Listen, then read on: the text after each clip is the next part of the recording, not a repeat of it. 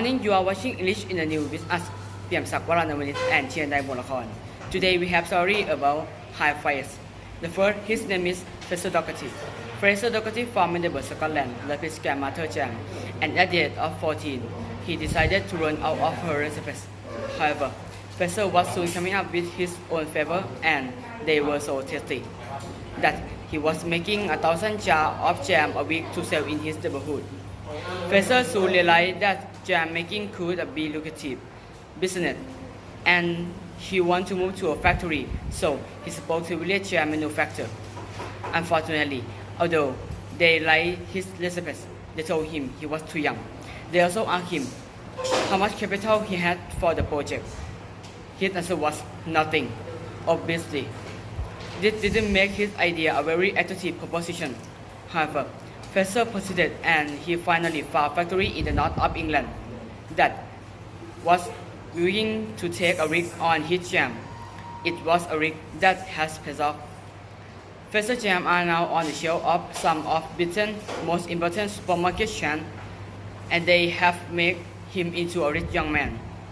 However, Fraser donated a lot of money to charity, especially to organizations that work with some of his biggest clients, elderly people. And next, her name is Yasmin El-Safi. Even though the teenage magazine market is enormous, what do you do if you think that the mainstream media and deal with the topic that interests you? As far as one American Egyptian girl was concerned, there was only one answer: write, edit, and produce your own magazine.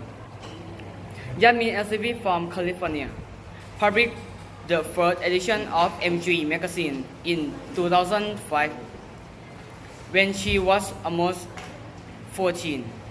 The magazine is aimed at girls between the age of 12 and 18, offer subscribers, and wide range of articles from contributors from as far away as Britain and Kuwait. Although Yasmin loves writing, she says that most of her time is now taken up with running the business side of the magazine. In a recent interview, she said she was a writer, photographer, graphic designer, publisher, and salesperson. She also explained that her mother had an important role in the magazine, such as always giving her good business advice. Yasmin has discovered that running your own business is extremely hard work, but at least she can now find a magazine that she thinks is worth reading. Next here, Suhat Gopinath. As a young teenager, Suhat Gopinath from Bangalore in India dreamed of being a vet, but when his father returned home with a computer and modem, he started planning for a different future. By the age of 12, he has already built his own website, and a few years later, he launched his own computer consultancy.